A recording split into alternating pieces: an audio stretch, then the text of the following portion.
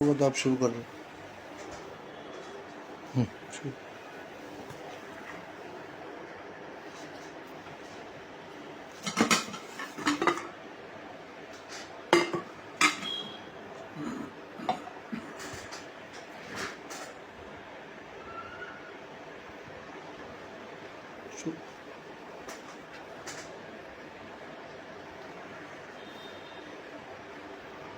الحمد لله وحده والصلاة والسلام على من لا نبي بعده أما بعد عن أبي موسى الأشعري رضي الله تعالى عنه قال قال رسول الله صلى الله عليه وسلم فضل عائشة على النساء كفضل الثريد على سائر الطعام رواه البخاري۔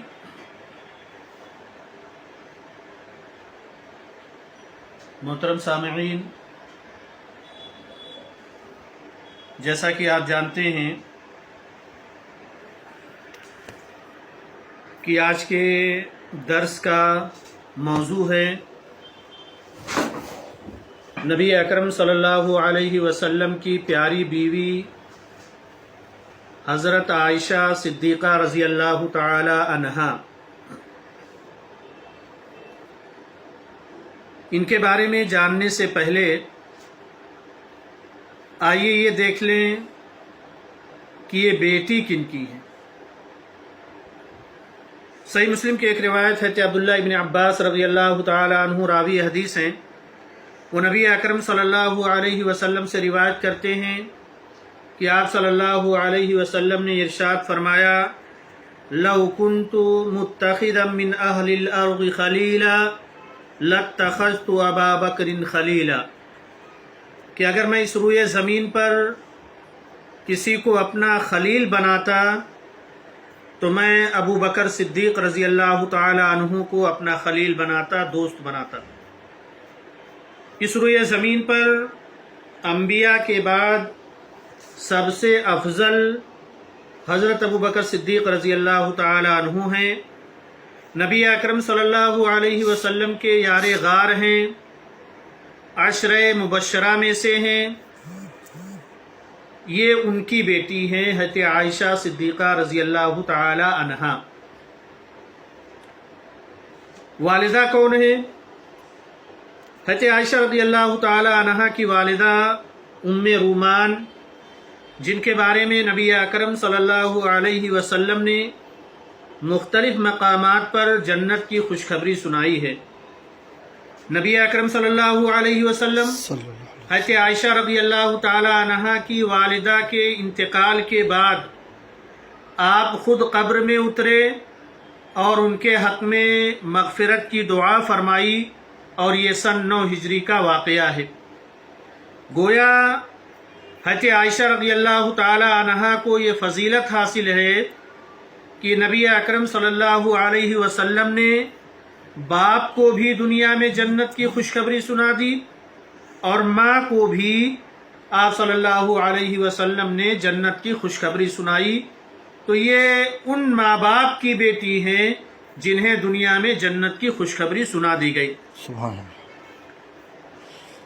سامعین کرام، اللہ تبارک و تعالی نے حضرت عائشہ رضی اللہ تعالی عنہا کو نبی اکرم صلی اللہ علیہ وسلم کی زوجیت میں آنا نصیب فرمایا، اور انہیں وہ مقام عطا کیا جو دنیا کی دیگر عورتوں کو نصیب نہیں ہوا۔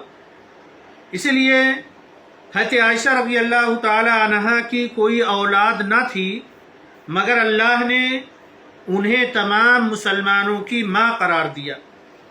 جس طرح کوئی شخص اپنی ماں کا احترام اور تعظیم کرتا ہے، ان کے بارے میں نازیبا کلمات سننا گوارا نہیں کرتا، اسی طرح ایک مسلمان بھی ان کا احترام کرے، ان کی طرف سے دفاع کرے۔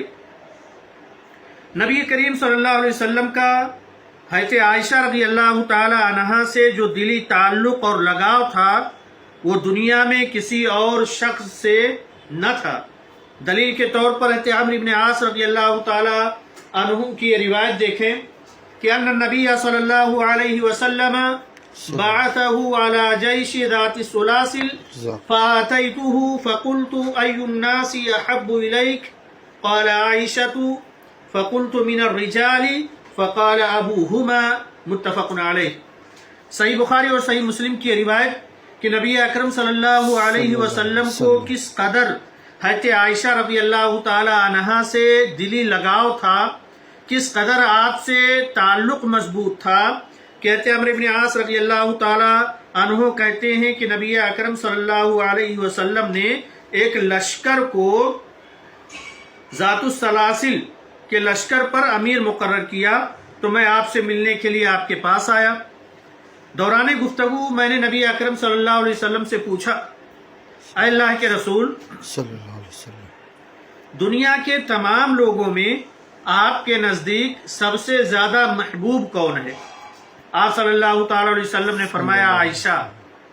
میں نے پوچھا اللہ کے رسول صلی اللہ علیہ وسلم مردوں میں سب سے زیادہ کون محبوب ہے؟ تو آپ صلی اللہ علیہ وسلم نے فرمایا ابوہا، حضرت عائشہ رضی اللہ تعالی عنہا کے والد ابو بکر مجھے سب سے زیادہ محبوب ہیں مردوں میں۔ سبحان اللہ۔ سامعین کرام، آپ اندازہ نہیں لگا سکتے کہ آپ صلی اللہ علیہ وسلم کو اماں عائشہ صدیقہ رضی اللہ تعالی عنہا سے کس قدر محبت تھی کہ عورتوں میں سب سے زیادہ محبوب آپ صلی اللہ علیہ وسلم نے حضرت عائشہ رضی اللہ تعالی عنہا کو رکھا، اور مردوں میں سب سے زیادہ محبوب حضرت ابوبکر صدیق رضی اللہ تعالی عنہ کو فرمایا۔ آپ اندازہ لگائیں کہ سب سے زیادہ محبت کس سے؟ عائشہ رضی اللہ تعالی عنہا سے، اور مردوں میں ان کے باپ سے۔ یہاں ایک نقطہ ملا، گویا حضرت عائشہ رضی اللہ تعالی عنہا اور ابو بکر صدیق رضی اللہ تعالی عنہ سے جو انسان محبت رکھتا ہے گویا وہ نبی سے محبت رکھتا ہے، اور جو ابو بکر صدیق رضی اللہ تعالی عنہ سے محبت نہ رکھے، عائشہ صدیقہ رضی اللہ تعالی عنہ سے محبت نہ رکھے، ان سے بغض رکھے، نفرت کرے، تو گویا وہ نبی اکرم صلی اللہ علیہ وسلم سے بغض اور نفرت کرتا ہے۔ قرآن مجید میں ایک مرتبہ اللہ تبارک و تعالی نے آیت تخیر نازل فرمائی۔ آیت تخیر کیا ہے؟ تمام ام المومنین جمع ہو کر کے نبی اکرم صلی اللہ علیہ وسلم کو گھیر لیا۔ آپ صلی اللہ علیہ وسلم کی جتنی بیویاں تھیں وہ آپ صلی اللہ علیہ وسلم کے پاس آئیں اور آپ صلی اللہ تعالی علیہ وسلم کو گھیر لیا، اور یہ کہنے لگیں کہ جو خرچہ آپ دیتے ہیں ان سے گھر نہیں چل پاتا ہے، خرچہ بڑھائیے۔ نبی اکرم صلی اللہ علیہ وسلم چپ چاپ بیٹھے ہیں، کچھ بول نہیں رہے ہیں۔ اس وقت سورہ احزاب کی آیت نمبر 28 نازل ہوئی جو آیت تخیر کہلاتی ہے کہ اے نبی صلی اللہ علیہ وسلم آپ اپنی بیویوں سے کہہ دیجئے ایک طرف دنیا ہے اور دوسری طرف اللہ کے رسول ہیں، تمہیں اختیار ہے، نبی چاہیے یا دنیا چاہیے۔ اس موقع پر سب سے پہلے نبی صلی اللہ علیہ وسلم نے عائشہ رضی اللہ تعالی عنہ سے پوچھا کہ تم مجھ کو چنتی ہو یا دنیا کو؟ عائشہ رضی اللہ تعالی عنہ نے جلدی سے عائشہ رضی اللہ تعالی عنہ سے آپ نے کہا عائشہ تم ابھی چھوٹی ہو، جلدی جواب نہ دو، اپنے ماں باپ سے مشورہ کر لو۔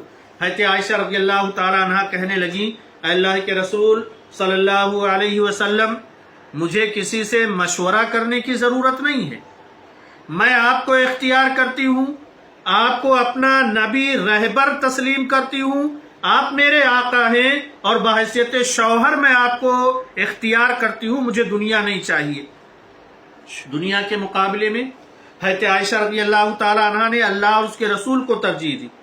یہ عائشہ رضی اللہ تعالی عنہ کی بہت بڑی فضیلت ہے۔ نبی اکرم صلی اللہ علیہ وسلم سے حضرت عائشہ رضی اللہ تعالی عنہ کا تعلق زندگی کے بعد بھی باقی رہے گا، ختم نہ ہوگا۔ دلیل، آئیے دلیل دیکھتے ہیں۔ وان مسلم رضی اللہ تعالی عنہ قال قال رسول اللہ صلی اللہ علیہ وسلم عائشۃ زوجتی فی الجنہ، رواہ ابن ابی شیبہ وصححہ الالبانی۔ سبحان اللہ۔ مرنے کے بعد بھی نبی صلی اللہ تعالی علیہ وسلم کا تعلق حضرت عائشہ رضی اللہ تعالی عنہا سے قائم رہے گا، جیسا کہ ابن ابی شیبہ کی یہ روایت جسے علامہ البانی رحمہ اللہ علیہ نے صحیح قرار دیا ہے، حضرت مسلم رضی اللہ تعالیٰ عنہ راوی حدیث ہیں۔ کیا فرماتے ہیں کہتے ہیں اللہ کے رسول صلی اللہ علیہ وسلم نے فرمایا عائشہ جنت میں بھی میری بیوی ہوں گی۔ قربان جائیے حضرت عائشہ رضی اللہ تعالی عنہا کی ذات گرامی پر کہ نبی اکرم صلی اللہ علیہ وسلم کس طرح سے انہیں محبوب رکھتے تھے کہ آپ نے فرمایا مرنے کے بعد جنت میں بھی عائشہ میری بیوی ہوں گی۔ کتنی بڑی فضیلت ہے عائشہ رضی اللہ تعالی عنہا کی۔ نبی صلی اللہ علیہ وسلم سے عائشہ کا تعلق صرف دنیا تک ہی محدود نہیں ہے بلکہ جنت میں بھی قائم رہے گا۔ سامعین کرام، عائشہ رضی اللہ تعالی عنہا کی فضیلت تو یہ ہے کہ افضل الملائک انہیں سلام کرتے۔ سبحان اللہ۔ افضل الملائک حضرت جبرائیل علیہ السلام حضرت عائشہ رضی اللہ تعالی عنہا کو سلام کرتے ہیں۔ دلیل ام سلمہ رضی اللہ تعالی عنہا روایت کرتی ہیں، صحیح بخاری کی روایت ہے۔ آپ دیکھیں فضیلت کتنی بڑی ہے کہ ایک عورت کی حضرت عائشہ رضی اللہ تعالی عنہا کی کہ فرشتے انہیں سلام کرتے ہیں۔ سبحان اللہ۔ حضرت ام سلمہ رضی اللہ تعالی عنہا یہ روایت کرتی ہیں کہ عائشہ رضی اللہ تعالی عنہا نے بیان فرمایا کہ ایک روز رسول صلی اللہ علیہ وسلم نے فرمایا صلی اللہ علیہ وسلم، اے عائشہ یہ جبرائیل ہے اور تمہیں سلام کہتے ہیں۔ میں نے کہا ان پر بھی سلام ہو۔ اے نبی صلی اللہ علیہ وسلم آپ جو دیکھ سکتے ہیں وہ میں نہیں دیکھ سکتی۔ یہ صحیح بخاری کی روایت ہے۔ یہ واحد ام المومنین ہیں جن کے بستر پر بھی وحی آتی تھی۔ اللہ ان کی فضیلت کا آپ اندازہ نہیں لگا سکتے ہیں کہ واحد آپ صلی اللہ علیہ وسلم کی ایسی بیوی ہیں جن کے بستر پر حضرت جبرائیل علیہ السلام نبی اکرم صلی اللہ علیہ وسلم کے اوپر وحی لے کر کے آیا کرتے تھے۔ سبحان نبی صلی اللہ علیہ وسلم نے صلی اللہ علیہ وسلم، حضرت عائشہ رضی اللہ تعالی عنہا کے علاوہ کسی کنواری عورت سے نکاح نہیں کیا آپ نے۔ حضرت عائشہ اس میں بھی یکتا ہے، واحد ہیں کہ کنواری صرف حضرت عائشہ رضی اللہ تعالی عنہا تھی جن سے آپ نے نکاح کیا ہے۔ آئیے ایک اور حدیث دیکھتے ہیں سامعین کرام جس سے ہمیں اندازہ ہوگا کہ حضرت عائشہ رضی اللہ تعالی عنہا کی کتنی بڑی فضیلت ہے اسلام کے اندر اور نبی اکرم صلی اللہ علیہ وسلم کی کتنی زیادہ محبوب بیوی تھی۔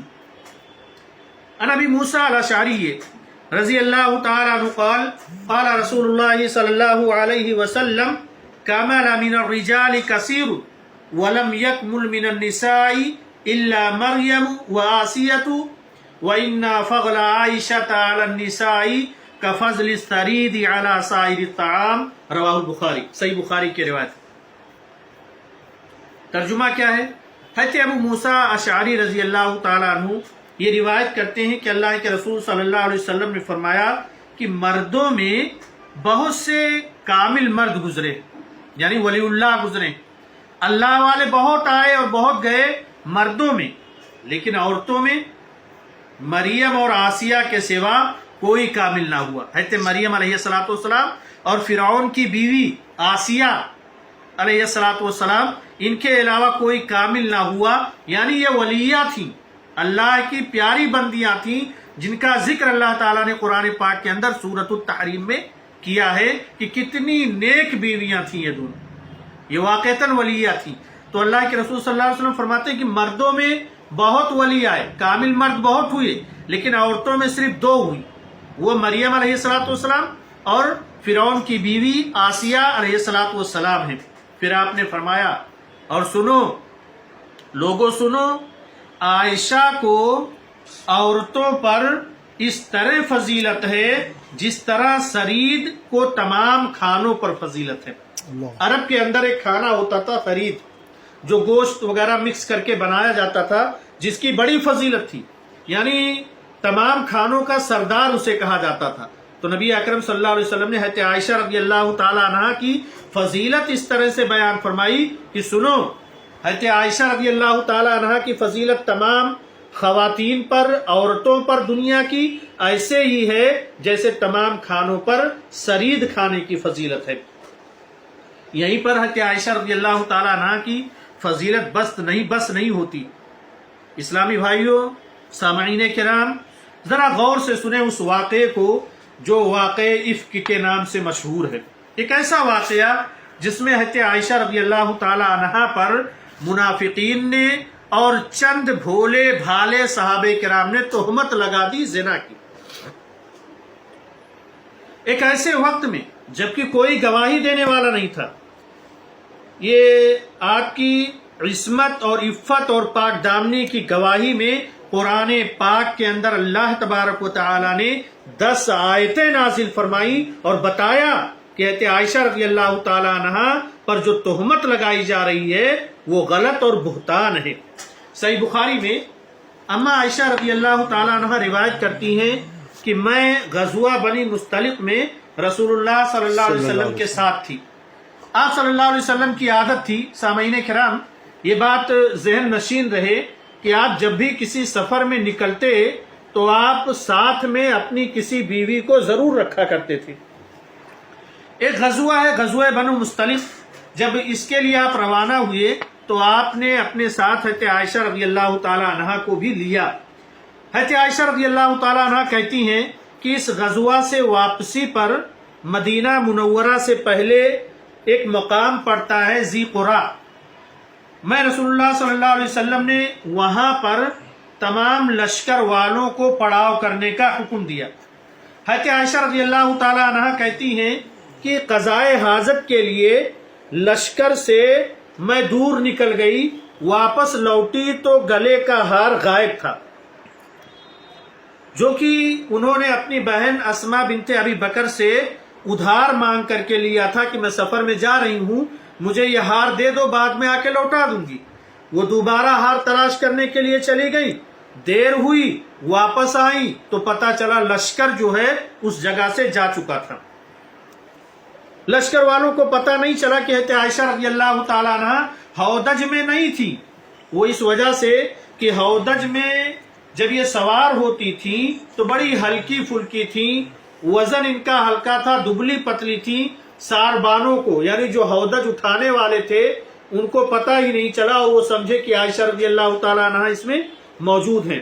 کہتی ہیں کہ عائشہ رضی اللہ تعالیٰ عنہ کہ مجھے ہار مل گیا، جب میں واپس آئی تو وہاں سے لشکر روانہ ہو چکا تھا، وہاں کوئی بھی نہ تھا۔ کہتی ہیں میں اس خیال میں چادر اوڑھ کر کے لیٹ گئی کہ جب میں نہ ملوں گی تو مجھے تلاش کرنے کے لیے لوگ واپس آئیں گے۔ ایک صحابی ہیں حضرت صفوان ابن معطل سلمی رضی اللہ تعالیٰ، ان کا کام یہ تھا کہ لشکر آگے جا رہا ہے، یہ پیچھے پیچھے چلتے تاکہ لشکر کی گری پڑی چیزیں وہ اٹھا سکیں اور اگر لشکر کا کوئی سامان چھوٹ گیا ہو تو وہ اسے سمیٹ کر کے آگے بڑھ جائیں۔ حضرت عائشہ رضی اللہ تعالیٰ عنہ ایک جگہ لیٹی ہوئی ہیں، بیٹھی یا لیٹی ہوئی ہیں، حضرت صفوان ابن معطل رضی اللہ تعالیٰ عنہ جب اس جگہ پر پہنچے تو حضرت عائشہ رضی اللہ تعالیٰ عنہ کے اوپر نظر پڑی تو دیکھتے ہی بلند آواز سے کہا انا للہ و انا الیہ راجعون۔ یہ وہ دعائیہ کلمہ ہے جو کسی بھی چیز کے غائب ہو جانے پر پڑھا جاتا ہے۔ سامعین، ہم میں سے اکثر بھائی جانتے ہوں گے کہ کسی کی موت پر انا للہ و انا الیہ راجعون پڑھا جاتا ہے، لیکن بہت سارے بھائی اس سے ناواقف ہوں گے کہ آپ کی کوئی بھی چیز گم جائے، گھڑی، بدن میں پہننے والی کوئی چیز، چپل وغیرہ، کوئی بھی چیز آپ کو گم جائے اور آپ کو ڈھونڈنا ہو تو انا للہ و انا الیہ راجعون پڑھنا چاہیے۔ نبی صلی اللہ علیہ وسلم سے ثابت ہے، صرف موت کے وقت کے لیے ہی یہ دعا نہیں ہے، آپ کبھی بھی پڑھ سکتے ہیں۔ حضرت صفوان ابن معطل رضی اللہ تعالیٰ عنہ نے جب حضرت عائشہ رضی اللہ تعالیٰ عنہ کو دیکھا تو ان کی زبان سے نکلا انا للہ و انا الیہ راجعون۔ حضرت عائشہ رضی اللہ تعالیٰ عنہ کہتی ہیں صفوان نے اپنا اونٹ میرے قریب کیا اور خود پیچھے ہٹ گئے، میں سوار ہو گئی اور صفوان اونٹ کی نکیل پکڑ کر کے آگے آگے چلنے لگے۔ صبح کے وقت صفوان رضی اللہ تعالیٰ عنہ مجھ کو لے کر کے لشکر تک جا پہنچے تو تہمت لگانے والوں کو جو کچھ کہنا تھا کہا، مگر مجھ کو اس کی خبر نہ ہوئی۔ اما عائشہ کہتی ہیں پیٹھ پیچھے میری بدنامی ہوتی رہی، لوگ مجھ پر تہمت لگاتے رہے، مجھے بدنام کرتے رہے، لیکن مجھے اس کی خبر نہ تھی۔ عبداللہ بن ابی منافق نے کہا کہ عائشہ پاک دامن نہ رہی۔ مدینہ پہنچ کر کے حضرت عائشہ رضی اللہ تعالی عنہ اتفاق سے بیمار ہو گئی۔ ایک مہینہ بیماری میں گزرا. ادھر جو لوگ تہمت لگانے والے تھے انہوں نے تہمت لگانے میں طوفان برپا کر رکھا تھا. سب کو خبر تھی. عائشہ رضی اللہ تعالیٰ عنہ کہتی ہیں مدینے میں سب کو خبر تھی، یہاں تک کہ نبی اکرم صلی اللہ تعالیٰ علیہ وسلم کو خبر تھی مگر مجھے خبر نہ ہوئی. میں جب بیمار ہوئی تو آپ میری دل جوئی فرماتے، مگر اس مرتبہ جب میں بیمار تھی تو آپ صلی اللہ علیہ وسلم میرے پاس آتے، حال چال پوچھ کر کے نکل جاتے تھے. حضرت عائشہ رضی اللہ تعالیٰ عنہ کہتی ہیں میں نے اس وقت اپنے والدین کے گھر جانے کی اجازت مانگی تو آپ صلی اللہ علیہ وسلم نے اجازت دے دی. حضرت عائشہ کہتی ہیں کہ ایک رات میں قضائے حاجت کے لیے ام مستح کے ساتھ باہر گئی. چلتے چلتے ام مستح چادر میں الجھ گئے اور گر گئے اور ان کی زبان سے نکلا مستح ہلاک ہو. مستح یہ ان کا بیٹا تھا. وہ کہنے لگی مستح ہلاک ہو. یہ سن کر حضرت عائشہ رضی اللہ تعالیٰ عنہ نے کہا اللہ کی قسم تم نے ایک بدری صحابی جو کہ مہاجر بھی ہیں ان کو تم بددعا دے کر کے برا کیا ہے. حضرت مستح کی والدہ ام مستح کہنے لگی اے ابو بکر کی بیٹی کیا تم کو بات معلوم نہیں ہے؟ پوچھا کون سی بات؟ کہنے لگی کہ ام مستح مجھے بتانے لگی کہ مدینہ کے اندر یہ بات گردش کر رہی ہے کہ آپ کے اوپر تہمت لگائی جا رہی ہے، برا بھلا کہا جا رہا ہے. سارا واقعہ ام مستح نے حضرت عائشہ رضی اللہ تعالی عنہا کو بتا دیا. یہ بات پھیل گئی. حضرت عائشہ رضی اللہ تعالیٰ عنہ کہتی ہیں کہ میرے اوسان خطا ہو گئے کہ میرے پیٹھ پیچھے تہمت لگانے والوں نے پورا طوفان کھڑا کر رکھا تھا اور مجھے ہی خبر نہ تھی. وہ کہتی ہیں کہ میں رفع حاجت کے بغیر واپس آ گئی، قضاء حاجت کے بغیر میں واپس آ گئی. واللہ حضرت عائشہ رضی اللہ تعالیٰ عنہ بیان فرماتی ہے سامعین کہ واللہ میں رات بھر روتی رہی. میں نے محسوس کیا کہ روتے روتے میرا کلیجہ پھٹ جائے گا. یہ سن کر میری بیماری اور بڑھ گئی اور پورا بدن جو ہے میرا کانپنے لگا. میں پوری رات روتی رہی. سامعین میں پوری رات روتی رہی. اس واقعے کو ایک مہینہ گزر گیا. آپ میرے پاس آئے، قریب بیٹھ گئے اور کہنے لگے عائشہ اگر کسی گناہ کا ارتکاب کیا ہے تو توبہ کر لو. کہنے لگی جو گناہ کیا ہی نہیں اس پر توبہ کیسا؟ میں وہی کہوں گی جو حضرت یعقوب نے کہا تھا فصبر جمیل واللہ المستعان علی ما تصفون. آپ صلی اللہ علیہ وسلم میں صبر کروں گی اور اللہ میرے اس صبر پر مجھے میری مدد کرے گا، بدلہ دے گا. آپ صلی اللہ علیہ وسلم وہیں بیٹھے ہی تھے کہ حضرت عائشہ رضی اللہ تعالی عنہا کی پاک دامنی پر، ان کی عفت و عصمت پر حضرت جبرائیل علیہ السلام وحی لے کر کے نازل ہوئے اور آپ صلی اللہ علیہ وسلم نے فرمایا یا عائشہ اما اللہ فقد برراکی. اے عائشہ اللہ تعالیٰ نے تیرے بارے میں سورہ نور کے اندر 10 آیتیں نازل فرمائی ہیں اور تیری برات کا اظہار کیا ہے کہ حضرت عائشہ رضی اللہ تعالیٰ عنہا پر جو تہمت لگائی جا رہی ہے وہ درست اور صحیح نہیں ہے. اس فتنہ کو پھیلانے والے عبداللہ بن ابی کو انہی آیتوں کے اندر بڑے عذاب کی دھمکی دی گئی اور بقیہ لوگوں کو پھٹکار لگائی گئی کہ سنتے ہی تم لوگوں نے یہ کیوں نہ کہا کہ یہ جھوٹ ہے، خبر کی تحقیق بھی نہ کی اور تم اس کے پیچھے پڑ گئے. اس فتنہ کو پھیلانے والے جتنے لوگ تھے وہ اللہ رب العالمین کے عذاب کے شکار ہوئے اور جو مسلم صحابہ کرام تھے انہوں نے اللہ تبارک و تعالیٰ سے توبہ کی. نصیحت بھی ہے اس واقعے میں کہ اللہ تعالیٰ نے نصیحت بھی کی کہ آئندہ خبردار کوئی ایسی حرکت نہ کرے. آپ صلی اللہ تعالیٰ علیہ وسلم کی سالی حمنہ بنت جہش، ابو بکر کے رشتہ دار مستح بن اساسہ، حسان بن ثابت، یہ 3 مضبوط صحابہ کرام تھے، بدری صحابہ کرام تھے، مہاجر تھے، نبی صلی اللہ علیہ وسلم اور ابو بکر کے رشتہ دار بھی تھے.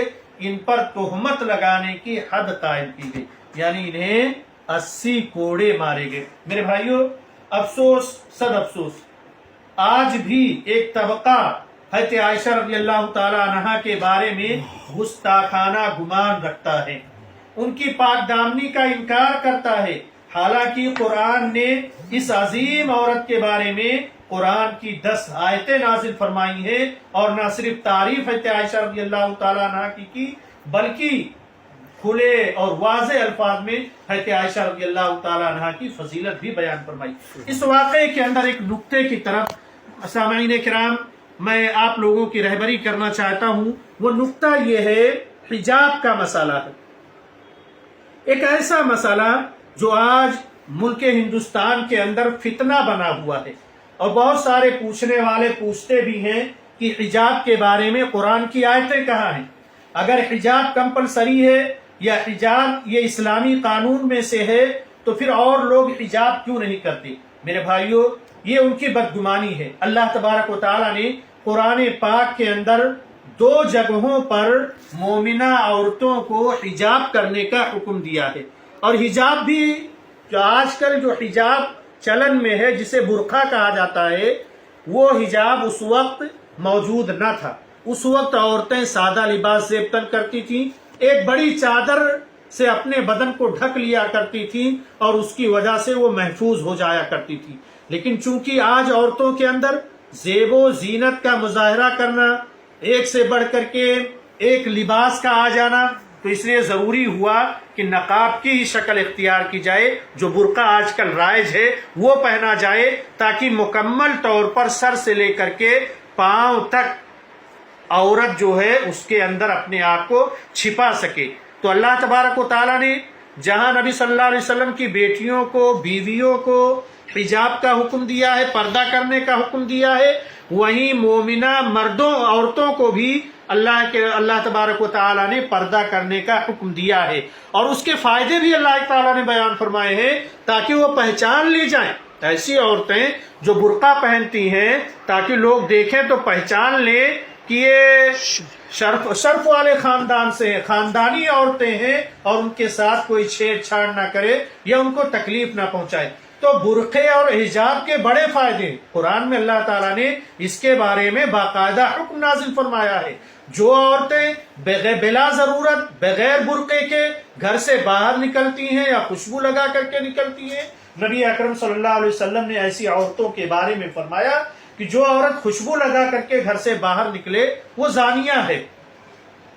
اسلام نے عورت کے پازیب کو بھی تقدس بخشا ہے، وہ اس طرح سے کہ عورتوں کے لیے لازم روا نہیں ہے، جائز نہیں ہے کہ وہ گھر سے باہر نکلیں تو ان کے پازیب کی جھنکار سے مرد ان کی طرف مائل ہو سکے۔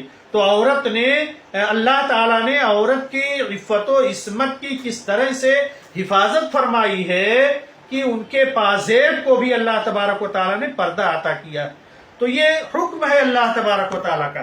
جو لوگ پروپیگنڈا پھیلاتے ہیں کہ حجاب قرآن میں کہاں ہے، حدیث میں کہاں ہے، یہ تو مسلمان زبردستی اپنی عورتوں پر مسلط کر رہے ہیں، میرے بھائیوں یہ زبردستی نہیں ہے، یہ ایسا حکم ہے جو اللہ تبارک و تعالیٰ نے دیا ہے، اور صریح الفاظ میں قرآن میں اللہ تعالیٰ نے فرمایا، جلابیب کا لفظ استعمال کیا ہے کہ عورتیں گھروں سے باہر نکلتے وقت اپنے اوپر چادریں ڈال لیا کریں تاکہ وہ پہچان لی جائیں کہ یہ خاندانی عورتیں ہیں اور ان سے چھیڑ چھاڑ نہ کی جائے۔ بہرحال یہ مختصر طور پر میں نے آپ کے سامنے یہ بات رکھی ہے، چونکہ آج کل یہ فتنہ کل اسی پر ہمارے آن لائن پر اسی پر بیان بھی ہے۔ اس موضوع پر میں زیادہ وضاحت اس لیے بھی نہیں کرنا چاہتا کہ انشاءاللہ اس موضوع پر کل بھی بیان ہے، آپ باقاعدہ سن سکتے ہیں عشاء کے بعد 11 بجے بہترین آپ فائدہ اٹھا سکیں گے۔ میں جو باتیں اس تعلق سے کہنی تھی وہ میں نے کہیں، کہتے عائشہ رضی اللہ تعالیٰ عنہ اس وقت چادر اوڑھ کر کے بیٹھی تھی اور اس وقت حجاب کی آیت نازل ہو چکی تھی، جہاں پر وہ قافلے سے لشکر سے پیچھے رہ گئی تھی۔ حضرت عائشہ رضی اللہ تعالیٰ عنہ کو صفوان بن معطل نے دیکھا تو انہوں نے فوراً اپنی چادر صحیح کی، اور وہ پہچان اس وجہ سے گئے کیونکہ حجاب کی آیت نازل ہونے سے پہلے انہوں نے حضرت عائشہ رضی اللہ تعالیٰ عنہ کو دیکھا تھا۔ تو یہ ایک مدعا تھا جو میں نے آپ کے سامنے بیان کیا، ان لوگوں کا رد جو یہ کہتے ہیں کہ قرآن اور احادیث میں حجاب کے بارے میں اللہ تعالیٰ نے یا نبی صلی اللہ علیہ وسلم نے کوئی حکم نہیں دیا ہے۔ میرے بھائیوں، بڑے سارے الفاظ میں اس کا حکم دیا ہے، اور آپ مکمل طور پر حجاب کی فضیلت، حجاب کے بارے میں آیتیں اور بھی بہت ساری چیزیں انشاءاللہ کل کے درس میں آپ اسی چینل پر سن سکیں گے، اور انشاءاللہ اس کا فائدہ بھی ہوگا، آپ ضرور اس میں شرکت کریں۔ بہرحال حضرت عائشہ رضی اللہ تعالی عنہا کے بارے میں یہ بات بڑی مشہور ہے، کہتے عائشہ رضی اللہ تعالی عنہ بہت بڑی عالمہ اور فقیہہ تھی.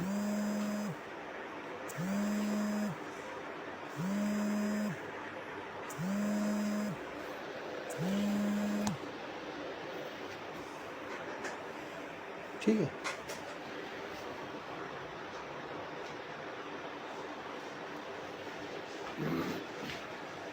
حضرت عائشہ رضی اللہ تعالیٰ عنہ کے بارے میں مختصر سا تعارف بھی آپ سن لیں کہ آپ کا نام عائشہ تھا.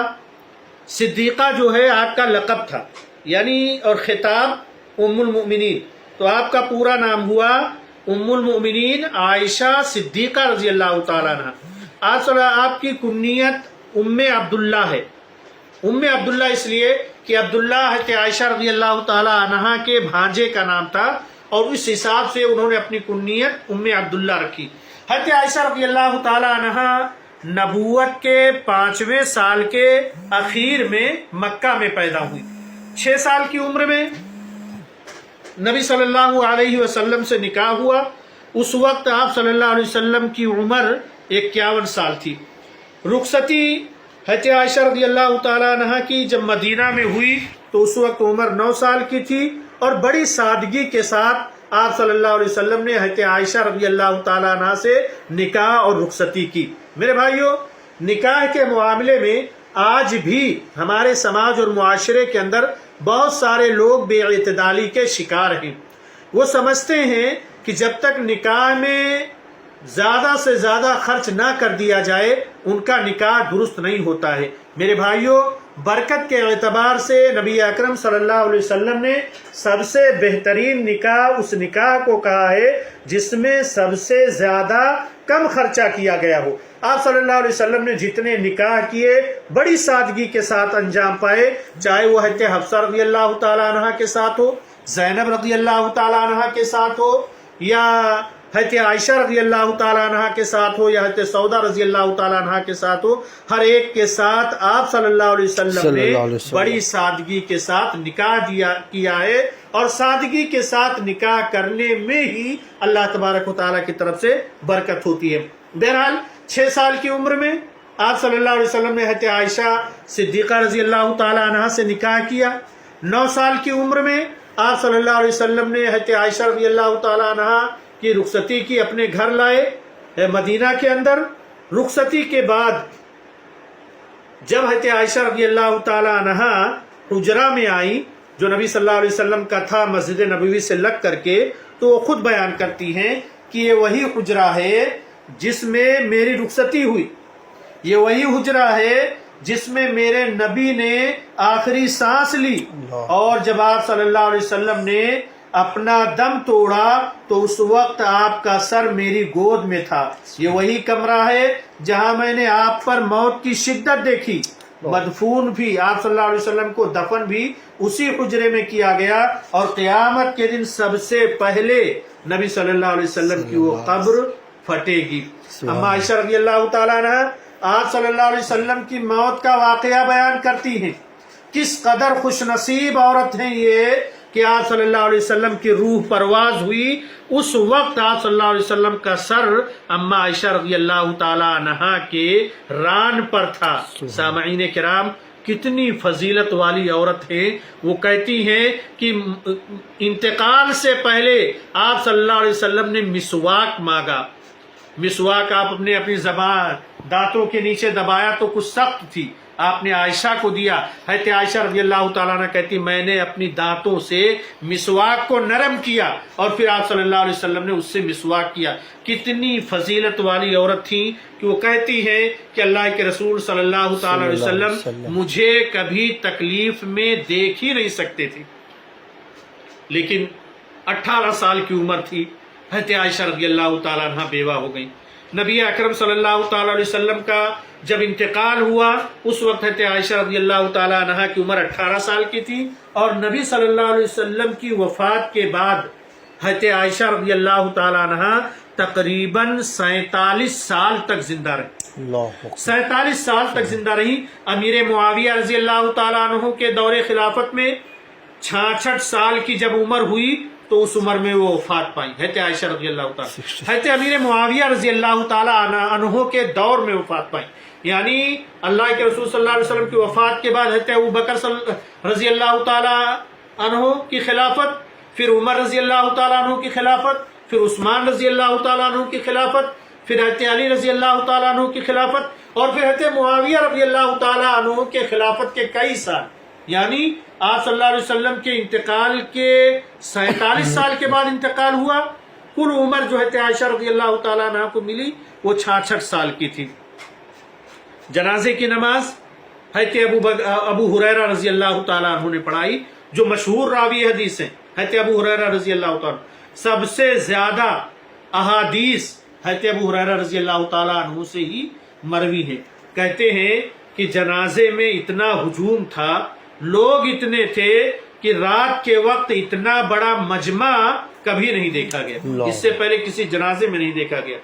آپ کی والدہ سے ابو بکر کے 2 بچے ہوئے، 2 بیٹے ہوئے، حضرت عبد الرحمن اور حضرت عائشہ، اور الحمدللہ دونوں کو اسلام کی شہادت نصیب ہوئی، یعنی اسلام انہوں نے قبول کیا، حضرت عائشہ رضی اللہ تعالی عنہا نے اور ان کے بھائی حضرت ابو عبد الرحمن نے۔ یہ دونوں ابو بکر کے بیٹے ہیں، اور عبد الرحمن یہ حضرت عائشہ رضی اللہ تعالی عنہا کے سگے بھائی ہیں۔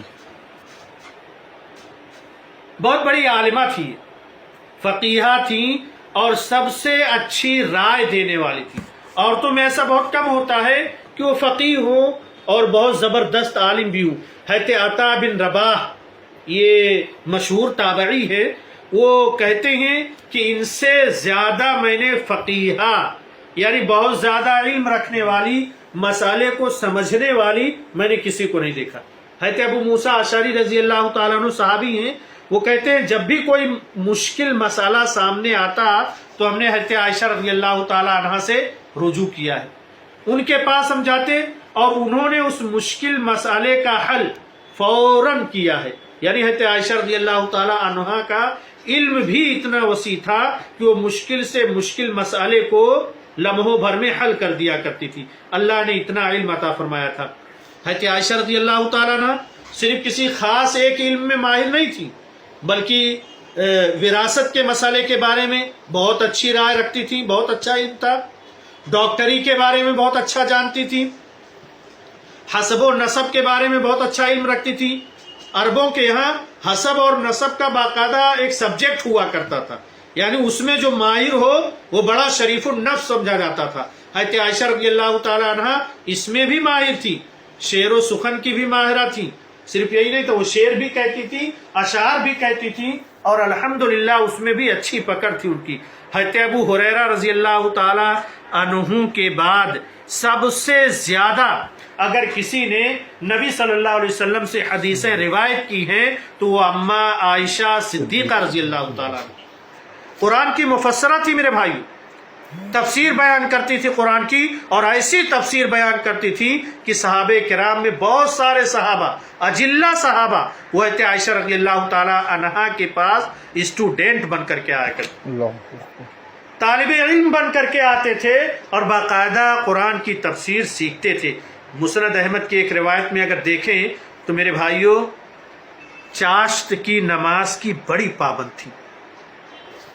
چاشت کی نماز صبح سورج نکلنے کے بعد 2 سے لے کر کے 8 رکعت تک، 2 رکعت پڑھیں چاہے 8 رکعت تک پڑھ لیں، یہ چاشت کی نماز کہلاتی ہے، سورج تھوڑا بلند ہونے کے بعد۔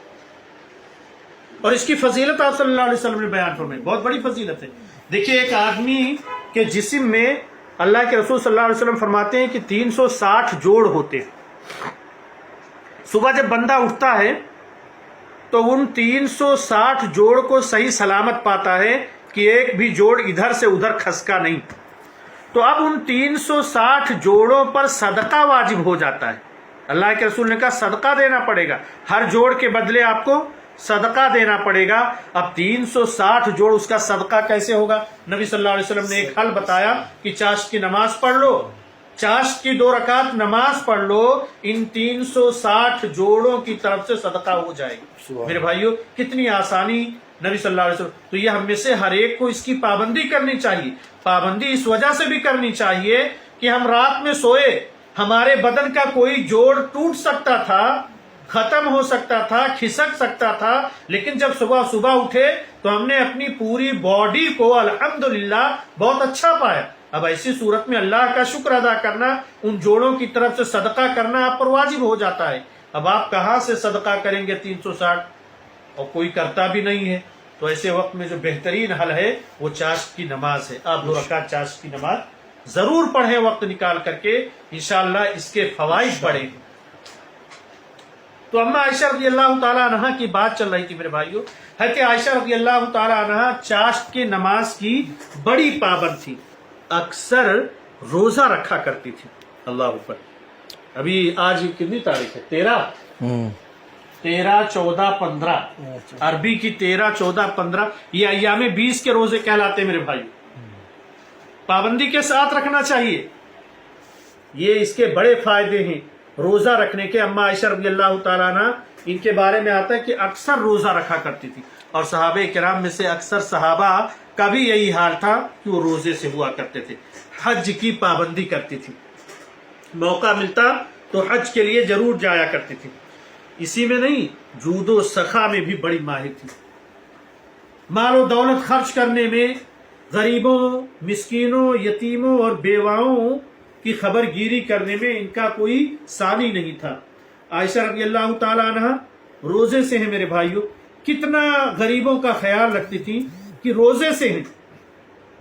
رمضان کا مہینہ ہے، خادمہ سے پوچھا افطار کے لیے کچھ ہے؟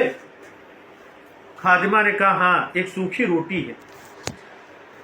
حضرت عائشہ رضی اللہ تعالیٰ عنہ کہنے لگی آج اس سوکھی روٹی سے افطار کر لوں گی. اتنے میں ایک سائل آیا، اس نے اپنے بھوک کا ذکر کیا. میرے بھائیوں قربان جائیے اما عائشہ صدیقہ رضی اللہ تعالی عنہا کی ذات پر کہ ایک سوکھی روٹی ہے، روزے سے ہیں، رمضان کا مہینہ ہے، افطاری کے لیے کچھ بھی نہیں ہے. سوال کرنے والے نے سوال کیا، حضرت عائشہ رضی اللہ تعالی عنہا نے اس روٹی، سوکھی روٹی کو سائل کو دے دیا. خادمہ نے حیرت سے پوچھا، نوکرانی نے حیرت سے پوچھا افطار کس سے کریں گی؟ حضرت عائشہ رضی اللہ تعالیٰ عنہ کہنے لگی پانی سے. پانی سے افطار کروں گی، لیکن در رسالت سے رسول صلی اللہ علیہ وسلم کے گھر سے کوئی سائل خالی ہاتھ لوٹ جائے یہ مجھے برداشت نہیں ہوگا. میرے بھائیو اس قدر جود و سخا کی مالک تھی، مال و دولت خرچ کیا کرتی تھی. عبداللہ بن زبیر رضی اللہ تعالیٰ عنہ 1,00,000 درہم بھیجا حضرت عائشہ رضی اللہ تعالیٰ عنہ کے پاس. نبی کی بیوی ہیں، اخراجات ہوں گے، خرچ کریں گی. حضرت عائشہ رضی اللہ تعالیٰ عنہ کے بارے میں آتا ہے کہ صبح 1,00,000 درہم بھیجا اور شام تک پورے درہم کو غریبوں میں تقسیم کر دیا، جبکہ ان کے گھر کے راشن کے لیے تھا. میرے بھائیو اس قدر جود و سخا میں مائل تھی، اور افطار کے لیے کچھ ہوتا تھا تو پانی اور کھجور ہوتا تھا. اللہ اکبر، سبحان اللہ. 3 مہینہ میرے بھائیو 3 مہینہ حضرت عائشہ رضی اللہ تعالیٰ عنہ کا خود بیان ہے کہ گھر میں چولہا نہیں جلتا تھا اور آپ صلی اللہ علیہ وسلم بھوکے بسا اوقات گھر سے باہر نکل جایا کرتے. کتنے تعجب کی بات آپ دیکھیں گے، اللہ کے رسول صلی اللہ علیہ وسلم کے گھر چولہا نہیں جلتا تھا. ایک مرتبہ آپ گھر سے باہر نکلے کہ چلے ہو سکتا ہے کوئی مجھے مہمان بنا لے. حضرت ابوبکر صدیق رضی اللہ تعالیٰ عنہ مل گئے، وہ بھی بھوک سے نڈھال ہو کر پریشان تھے. حضرت عمر فاروق رضی اللہ تعالیٰ عنہ مل گئے، وہ بھی بھوک سے نڈھال تھے. تینوں ایک صحابی کے گھر پہ گئے، ایک ایسے صحابی کے گھر پہ جن کے بارے میں معلوم تھا کہ وہ بڑے مہمان نواز ہیں، کچھ بھی نہیں ہوگا تو کچھ نہ کچھ لا کر کے دے دیں. جب یہ تینوں پہنچے تو اتنے عظیم مہمان کو وہ صحابی دیکھ کر کے فوراً کھجور کا ایک گچھا لا کر کے ان کے سامنے ڈال دیا. اس واقعے سے ایک بات یہ بھی پتہ چلتی ہے کہ مہمان کی مہمان نوازی اس طرح سے کرنی چاہیے کہ اگر مہمان آ جائے تو سب سے پہلے اس کے سامنے جو موجود ہے وہ اس کے سامنے ڈال دیا جائے تاکہ وہ اس سے لطف اندوز ہو. صحابی رسول نے اللہ کے رسول صلی اللہ علیہ وسلم کے اور حضرت ابوبکر اور عمر رضی اللہ تعالیٰ عنہ کے سامنے کھجور کا گچھا لا کر کے رکھ دیا. وہ لوگ اس کو کھاتے رہے اور پھر وہ نکلے, بکریوں کے ریوڑ میں سے ایک بکری پکڑی, اسے ذبح کیا اور آپ صلی اللہ تعالی علیہ وسلم کے پاس بھون کر کے لے کر کے آئے. تینوں صحابی شکم سیر ہو گئے. واقعے میں آتا ہے کہ اللہ کے رسول صلی اللہ علیہ وسلم نے فرمایا میری بیٹی فاطمہ, میری بیٹی فاطمہ کئی دنوں سے اس نے کھانا نہیں کھایا, اس تک پہنچا دیا جائے. میرے بھائیوں, یہ آپ صلی اللہ علیہ وسلم کا گھرانہ تھا. اما عائشہ صدیقہ رضی اللہ تعالیٰ عنہ کی وہ ذات تھی کہ بھوکے رہا کرتی تھی, اور جب ایک مرتبہ انہوں نے جھگڑا کیا, لڑائی کی, ساری بیویوں نے مل کر کے آپ صلی اللہ علیہ وسلم کے سامنے کہ خرچہ بڑھایا جائے, کھانے کو نہیں ہوتا ہے, تو آپ صلی اللہ علیہ وسلم نے اس کو کہا تھا میرے پاس تو کچھ بھی نہیں, چاہو تو مجھے اختیار کر لو, اور اگر چاہو تو میں دعا کر دوں تمہیں دنیا دنیا مل جائے گی, مجھے چھوڑ دو. اس وقت حضرت عائشہ رضی اللہ تعالی عنہا نے نبی صلی اللہ علیہ وسلم کو چنا, اور اس کا ذکر بھی اللہ تعالیٰ نے قرآن پاک کے اندر کیا. میرے بھائیوں, یہ وہ گھرانہ تھا کہ جس کا باپ بھی مسلمان ہوا, دادا بھی مسلمان ہوا, اور جس کے آگے ساری نسل اسلام قبول کرتی چلی گئی. میرے بھائیوں, اس گھر کی وہ فضیلت ہے جسے بیان نہیں کیا جا سکتا. میں نے شروع میں بھی کہا ہے, حضرت عائشہ رضی اللہ تعالی عنہا کی فضیلت کے لیے یہی بات کافی ہے کہ فرشتے حضرت عائشہ رضی اللہ تعالی عنہا کو سلام کرتے ہیں. ان کے باپ کو نبی صلی اللہ علیہ وسلم دنیا میں جنت کی بشارت دیتے ہیں.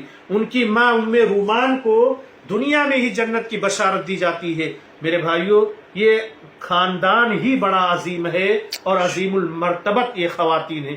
یہ حضرت عائشہ صدیقہ رضی اللہ تعالی عنہا کے بارے میں مختصر باتیں بہت ساری ہیں. حضرت عائشہ رضی اللہ تعالی عنہا پر بولنے کے لیے بہت ساری چیزیں ہیں, کیونکہ اسلام کے اندر ان کی جو جگہ ہے وہ کوئی نہیں لے سکتا. اسلام کے لیے انہوں نے جو خدمت کی ہے وہ کوئی اور مکمل نہیں کر سکتا ہے. حضرت عائشہ رضی اللہ تعالیٰ عنہ نے اسلام کی خدمت احادیث کے ذریعہ وہ ہم تک پہنچایا ہے. اللہ رب العالمین انہیں کروٹ کروٹ جنت نصیب فرمائے. حضرت عائشہ رضی اللہ تعالیٰ عنہ اور تمام صحابیات اور صحابہ کو رب العالمین ان سے راضی ہو جا, اور وہ سب اس سے راضی ہوئے. رب العالمین حضرت عائشہ صدیقہ رضی اللہ تعالیٰ عنہ کی سیرت کو ہماری ماں اور بہنوں کو بھی اپنانے کی توفیق عطا فرمائے, اور ہم تمام لوگوں کو زیادہ سے زیادہ نیک اعمال کرنے کی توفیق عطا فرمائے. رب العالمین ہمارے سامعین جو اس وقت مجھے سن رہے ہیں دینی جذبے کے ساتھ, رب العالمین تو ان کی دعاؤں کو قبول فرمائے, اور ان کی اس نیکی کو ان کے لیے ذخیرِ آخرت بنائے, اور جنت الفردوس میں جگہ عطا فرمائے. آمین. وصلی اللہ علی نبینا محمد وبارک وسلم. والسلام علیکم ورحمۃ اللہ وبرکاتہ.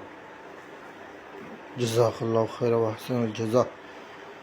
سبحانک اللہم و بحمدک اشہد ان لا الہ الا انت استغفرک و اتوب الیک.